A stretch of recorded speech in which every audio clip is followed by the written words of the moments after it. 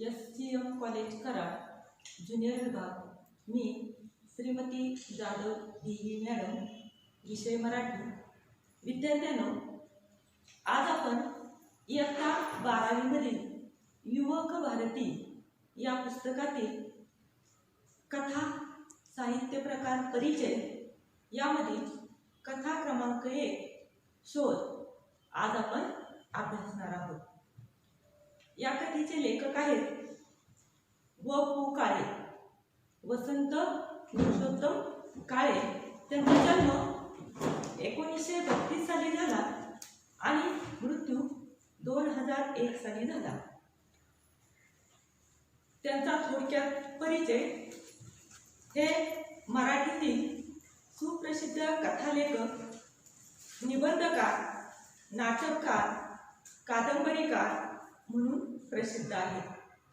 त्यांचे कथाकथनाचे अनेक कार्यक्रम लोकप्रिय ठरले आहेत.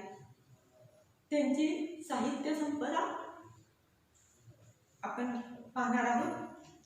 लोंबकळणारी माणसं, पण माझ्या हाताने, पेन सलामत तो, ब्रह्मदेवाचा बाप, गुलमोहर, कर्मचारी, कारे भुललासी, ऐक सखे, वन वा दरोड, माया बाजार, स्वर, संवादिनी, वलय, मी, माणूस शोधतोय असे अनेक कथासंग्रह त्यांचे प्रकाशित आहेत.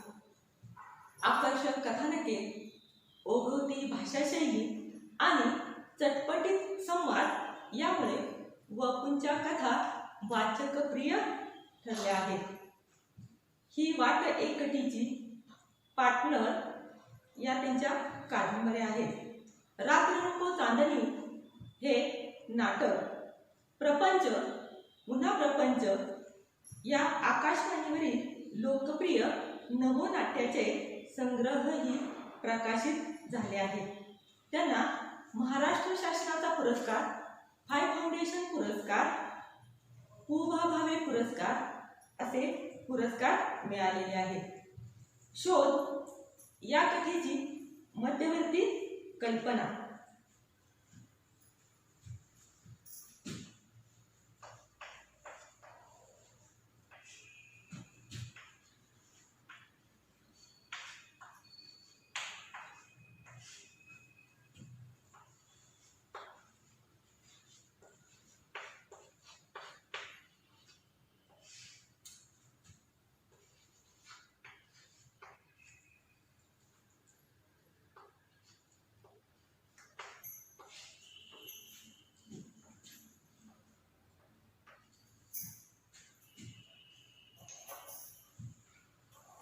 शोध या कथेमध्ये मुख्य व्यक्तिरेख आहे अनु आणि 1 रुपयाच्या नोटेची रहस्यमय कथा आपल्याला या कथेमध्ये पाहायला मिळते.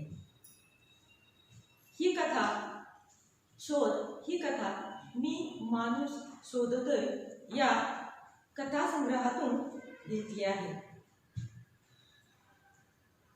शोध या कथेचा थोडक्यात पात्र परिचय.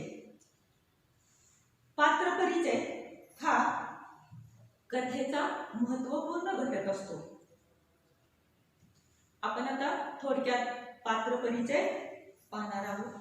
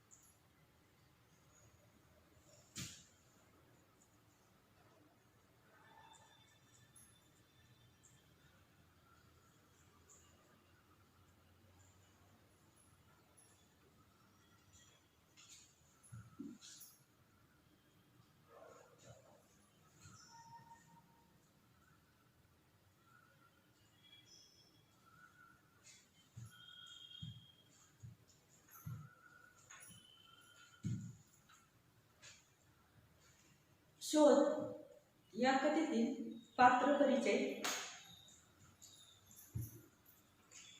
या कथेमध्ये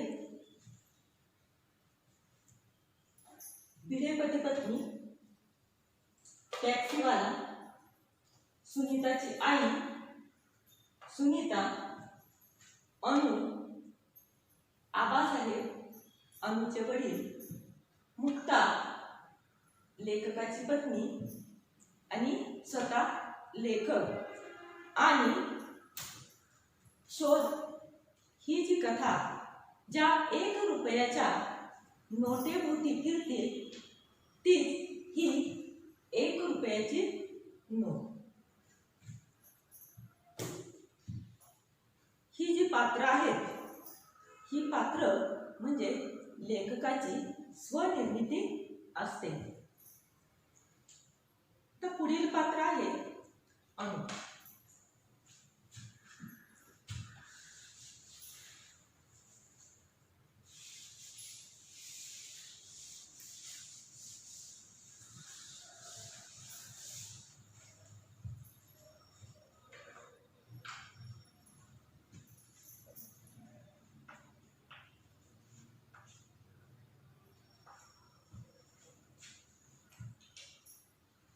या कथेतील महत्वाची व्यक्तिरेखा म्हणजे ही अनु. अनु अतिशय हुशार, बुद्धिमान, जिद्दी आणि करारी, स्वतःचं व्यक्तिमत्व स्वतः घडवणारी, स्वतःच्या विचाराप्रमाणे वागणारी, लग्न होण्याच्या अगोदरची 5 वर्ष तिला स्वतःची म्हणून जगायची आहेत आणि तसं ती वडिलांना बोलून दाखवते. अगदी तिच्या शब्दात सांगायचं म्हटलं तर ती म्हणते, कुणाच्या ना कुणाच्या कलानं चालण्याची सवय प्रत्येक व्यक्ती परंपरेनं लावून घेतो. माणूस स्वतःचं व्यक्तिमत्व स्वतः घडवत नाही. कुणाचा ना कुणाचा तरी त्याच्यावर पगडा असतो, विचारांवर छाया पडलेली असते. म्हणजे इतर अनुला असं म्हणायचंय की इतरांना काय वाटतं, अनुचे विचार कसे आहेत की स्वतःला जे वाटतं ते करून दाखवलं पाहिजे, म्हणजे स्वतःचं सामर्थ्य सिद्ध केलं पाहिजे अशा विचाराचे आहे. स्वतःचं व्यक्तिमत्व स्वतः घडवणारे आहे आणि म्हणून ती म्हणते की बऱ्याच असं दिसून येतं समाजात निरीक्षण केलं तर व्यक्तींच्या बाबतीत की इतरांना काय आवडेल, इतरांना काय वाटेल याचाच विचार व्यक्ती करत असतो. इतरांच्या म्हणण्याप्रमाणे माणूस वागत असतो. स्वतःच्या मनाचा विचार करत नाही तर तिला हे पटत नाही. ती म्हणते स्वतःच्या मनाला जे पटते ते आपण केले पाहिजे आणि स्वतः अनुभव गोळा केले पाहिजेत, अनुभव मिळवले पाहिजे. पुढे ती म्हणते, आई बाप एखाद्या व्यक्तीवर प्रेम करतात म्हणून मूल त्या व्यक्तीवर प्रेम करू लागतं. जे आई वडिलांचे शत्रू तेच त्या मुलाचे शत्रू. आणि याच्यात सांगितलेलं आहे की अनु म्हणते की आई वडील ज्यांच्यावर प्रेम करतात त्यांच्यावरच मुलं प्रेम करतात. मग शेजारी असतील, नातेवाईक असतील, आपल्या आई वडिलांना कोण आवडतंय तेच त्यांच्या मुलांना त्याच व्यक्ती आवडतात असं चित्र दिसून येतं. अनु म्हणते की आई वडिलांचं समजा एखाद्याबद्दल वाईट अनुभव आई वडिलांना आला, मग आई वडिलांचे जे शत्रू तेच मुलं म्हणतात आमचे पण शत्रू. म्हणून इथं अनु म्हणते की याचाच अर्थ स्वतःचा स्वतंत्र मेंदू घेऊन जन्माला आलेला जीव दुसऱ्याचं ऐकतो. माणूस स्वतःचं मेंदू घेऊन जन्माला आलेला आहे, स्वतःच्या बुद्धीचा वापर त्याने केला पाहिजे. तसं दिसत नाही, दुसऱ्याचा ऐकतो, दुसऱ्याला काय वाटते त्याचा विचार करतो. तर स्वतः अनुभव त्याने घेतले पाहिजे आणि म्हणून ती म्हणते की स्वतःचा मेंदू घेऊन जन्माला आलेला माणूस दुसऱ्याचा ऐकतो. त्या क्षणी तो स्वतःचं अस्तित्व, निसर्गाने जगाकडे पाहण्याची दिलेली स्वतंत्र नजर हरवून बसतो. तुम्हाला कसा समाज वाटतोय तुम्ही स्वतः डोळ्यानं पहा, तुम्ही ते अनुभवलं पाहिजे असं तिचं मत आहे. आणि जर तसं नाही, दुसऱ्याला काय वाटते, दुसऱ्याला वाटते म्हणून ते तुम्हाला तसं वाटते, असं जर तुम्हाला वाटत असेल तर तुम्ही तुमच्या स्वतंत्र असं मनाचा विचार किंवा तुम्ही स्वतःच्या मनानं विचार करू शकत नाही, असं तिला इथं म्हणायचं. आणि म्हणून ती म्हणते की स्वतःचं अस्तित्व स्वतः आपण सिद्ध केलं पाहिजे, स्वतः समाजात फिरलं पाहिजे, समाजातले अनुभव घेतले पाहिजेत. आणि म्हणून ती म्हणते की यासाठीच मला 5 वर्ष एकटं राहायचं आहे. माझे स्वतःचे विचार आणि तुमच्या विचाराचा पडलेला पगडा यात किती अंतर आहे ते मला पाहायचं आहे. म्हणजे माझे स्वतःचे विचार आणि तुम्ही जे संस्कार माझ्यावर केलेले असते, तुम्ही माझ्यावर जे विचार माझ्यावर लहानपणापासून बिंबवले असतील, तर त्याच्यात आणि मला स्वतः अनुभव घेतल्यानंतर मला जग कसं वाटते, तुम्हाला कसं वाटले, ह्या दोन्हीचा फरक मला जाणून घ्यायचे आहे. आणि ते घरात राहून शक्य आहे का? नाही. तर घरातून बाहेर पडल्याशिवाय, समाजात गेल्याशिवाय हे समजणार नाही. आणि म्हणून ती म्हणते की जगाकडे पाहताना मला माझा चष्मा हवा. प्रत्येक वस्तूचं, घटनेचं, व्यक्तीचं मूल्यमापन करायला मला माझी नजर स्वतंत्र करायची आहे. आणि तेही संसारात पडण्यापूर्वी.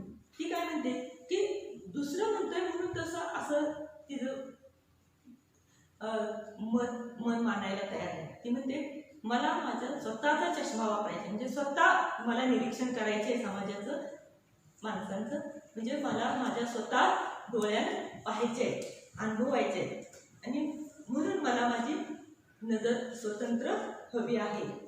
आणि तेही लग्न व्हायच्या अगोदर स्वतःचे अनुभव स्वतःच जमा करायचे आहे.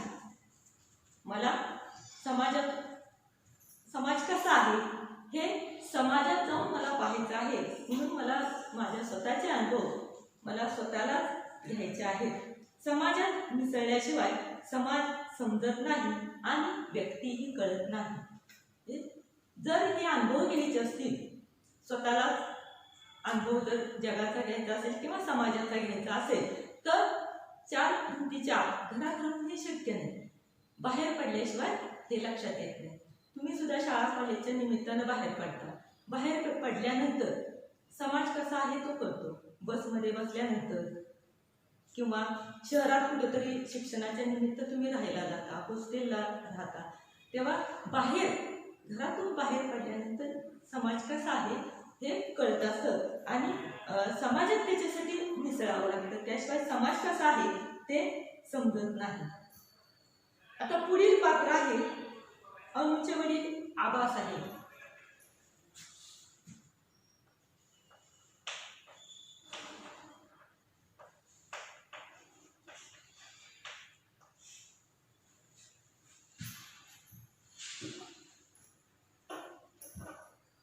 आबासाहेब हे अनुचे वडील.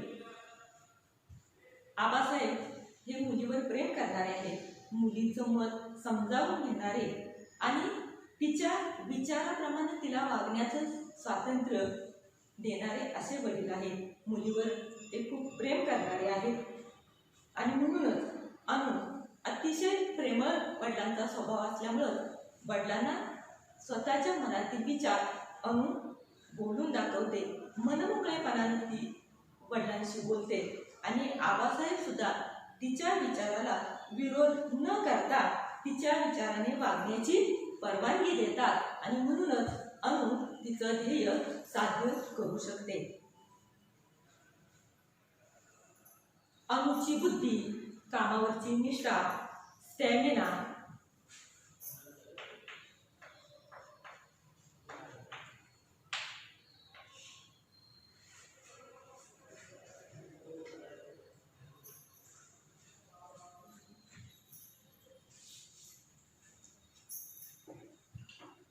पाहून आबा म्हणतात तुझी कॅलिबर.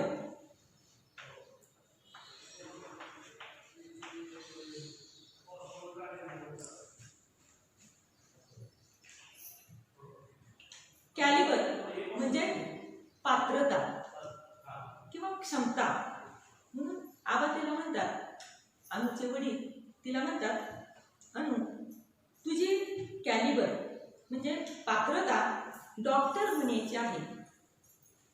डॉक्टर होण्याइतकी बुद्धिमत्ता असूनही अनु नर्स होते, कारण नर्स व्हायचं तिनं अगोदरपासूनच ठरवलेलं होतं. आणि म्हणून ती म्हणते वडिलांना, आबा इस्पितळ आणि पेशंट हे असं विश्व आहे की जिथं सुख आणि दुःख खऱ्या स्वरूपामध्ये भेटतात. डॉक्टरी पेशात ज्ञानाचा भाग मोठा आहे, माझ्या व्यवसायात मनाचा भाग मोठा आहे. म्हणजे नर्स विषयीचे तिचे विचार कसे आहेत हे पण आम्ही वडिलांना मनमोकळेपणानं सांगितलेले आहे.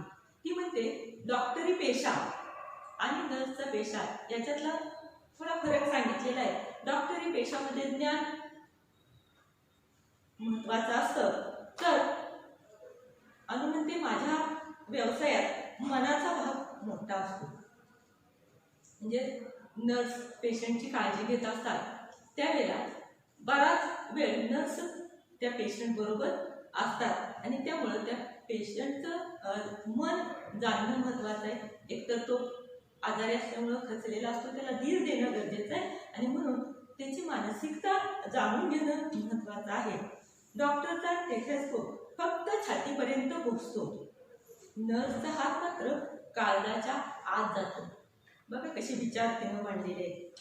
रोग जाणता आला की डॉक्टरचं काम संपतं, नर्सला पेशंट समजावा लागतो, समजून घ्यावा लागतो नर्सला. आणि मग ती म्हणते की मला रोगाची माहिती नकोच आहे, मला माणसाची माहिती हवी आहे. अशी ही अनु तिच्या पेशामध्ये, नर्सच्या पेशामध्ये अतिशय प्रामाणिकपणे काम करताना दिसून येते. अनुचे विचार खरोखर वाखाणण्यासारखे आहेत. आपण पण पाहतोय आता सध्याच्या परिस्थितीत कोविडचे हे जे संकट आहे ते आपल्या देशावरच नाही तर सगळ्या जगावर आलेलं आहे. आणि आपण बघतोय रात्रंदिवस जीवाची पर्वा न करता डॉक्टर नर्स आपल्यासाठी किती झटतायत, राबतायत ते आपण डोळ्यानं पाहतोय. ती देवदूतासारखे ते आपल्यासाठी आहेत. नर्स डॉक्टर, सीमेवरचे सैनिक असतील ते सुद्धा देशासाठी राबताना दिसून येतात. पोलीस असतील ते सुद्धा आपली ड्युटी रस्त्यावर उभं राहून 24 तास म्हणलं तरी ते रस्त्यावर थांबून आपली ड्युटी निभावत असतात. जगाचा पोशिंदा म्हणजे शेतकरी, तो सुद्धा शेतामध्ये काबाड कष्ट करतोय म्हणून आपण जगतोय. तर ह्या सगळ्यांना खरोखर आपण मानाचा मुजरा द्यायला पाहिजे. अशी ही अनु अतिशय बुद्धिमान, हुशार होती आणि तिचं असं होतं की वडिलांचा स्वभाव मनमोकळा असल्यामुळं ती वडिलांशी सगळं मनमोकळेपणानं बोलून दाखवत होती. अनुनं मुंबई KEM मध्ये नोकरी मिळवली आणि एका 3 मजली इमारतीत खोलीही घेतली. आता पुढील पात्र आहे लेखक आणि त्यांची पत्नी मुक्ता.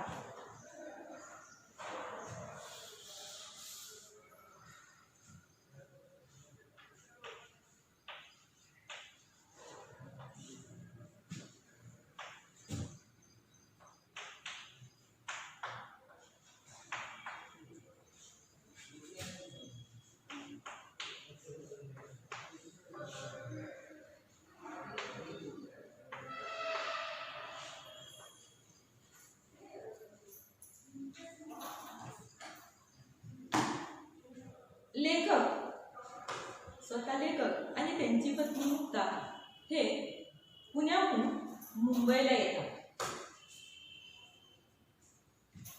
लेखक आणि त्यांची पत्नी मुक्ता यांचे अनुचे वडील आबासाहेब यांच्याशी जिव्हाळ्याचे नाते होते आणि म्हणूनच ते पुण्याहून मुंबईला आल्यानंतर आपल्या मित्राच्या मुलीच्या खोलीवर मुक्कामाला येतात. म्हणजे अनुच्या खोलीवर ते मुक्कामाला येतात. तिच्याच खोलीत शोध या कथेचा प्रारंभ होतो. आता पुढील जे पात्र आहे ते भिडे पती पत्नी.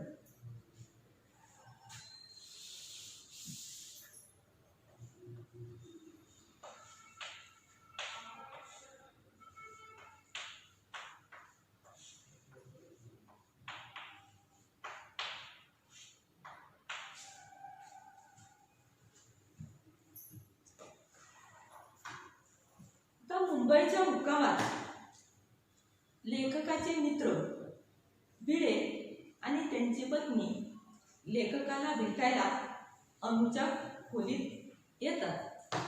आता मित्राला भेटायला आले म्हटल्यानंतर गप्पा मारता मारता रात्रीचे 11 कधी वाजले ते लेखकांना आणि भिडेंना पण लक्षात आलं नाही, समजलं नाही. नंतर ते 11 वाजता जायला निघाले तेव्हा त्यांनी भिडेबाईंनी म्हटल्या की आपण टॅक्सीनेच जाऊया. टॅक्सीने जायचं ठरवलं. आता टॅक्सीवाल्याला द्यायला सुट्टे पैसे पाहिजेत, नाहीतर रात्रीच्या वेळेला उगाच त्या पैशावरून वाद नको म्हणून मग पैशाची शोधाशोध म्हणजे सुट्ट्या पैशासाठी भिडे आणि त्यांची पत्नी भिडेबाईंनी यांच्याकडे दोघांकडे 10 रुपये भरले. लेखक आणि मुक्ता यांनी पण पैसे पाहिले म्हणून तर 9 रुपये भरले. 1 रुपया कमी पडला. भिडेबाईंनी म्हटलं चालेल, 1 रुपया कमी असला तरी चालेल, पण मुक्ता म्हणची नाही, तसं नको. कारण का तर बघा, तुम्ही एसटीनं प्रवास करत असताना, टॅक्सीनं, रिक्षानं असं आपण जेव्हा प्रवास करत असतो त्यावेळेला आपल्याकडून एखादा रुपया कमी शक्यतो कोणी घेत नाही. त्यांच्याकडून एखादा रुपया आपल्याला कमी आला तरी आपण समजून घेतो, पण आपल्याकडून एखादा रुपया बरोबर पैसे मोजून तेवढे द्यावेच लागतात. आणि म्हणून मुक्ताला वाटतं की ते 1 रुपया कमी आहे, रात्रीच्या वेळेला पुन्हा तो टॅक्सीवाला वाद घालत बसेल, त्यापेक्षा ती म्हणते थांबा मी जरा शोधून पाहते. आणि मग ती अनुचं कपाट उलटं पालटं करते. शब्दशः अर्थ घेऊ नका, म्हणजे सगळं कपाट ती 1 रुपया आहे का म्हणून शोधते, पण तिला 1 रुपया काही मिळत नाही. तेव्हा भिडे पती पत्नी जायला निघाले तेव्हा मुक्ता काहीसं आठवून म्हणते थांबा. अनुनं टेबलावर काचेखाली 1 रुपयाची नोट ठेवलेली आहे. अनुच्या टेबलावर काचेखाली 1 रुपयाची नोट आहे. आणि मग भिडे आणि लेखक, स्वतः लेखक आणि भिडे यांनी ती काच, टेबलावरची काच, अनुच्या टेबलावरची काच उचलली. मुक्तानं अलगद आत काचेखाली हात घालून ती 1 रुपयाची नोट काढून घेतली आणि त्यांना दिली.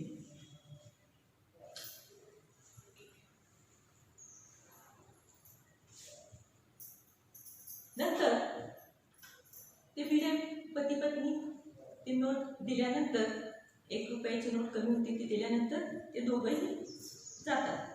भिडे आणि भिडे वहिनी दोघंही जातात.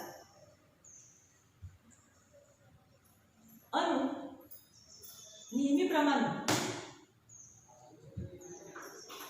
घरी आली. घरी आल्यानंतर नेहमीप्रमाणे तिनं आंघोळ केली आणि पानावर बसली. जेवायला ती बसली. मुक्ता आणि लेखकाने दिवसभरातल्या सगळ्या गप्पा मारल्या. दिवसभर काय काय झालं ते त्यांनी सांगितलं. आणि बोलता बोलता मुक्ता म्हणाली की 1 रुपया कमी पडत होता म्हणून तू काचेखाली ठेवलेली ती 1 रुपयाची नोट मी त्यांना दिली. तसा अनुचा मूड बदलला. अनु गप्प झाली.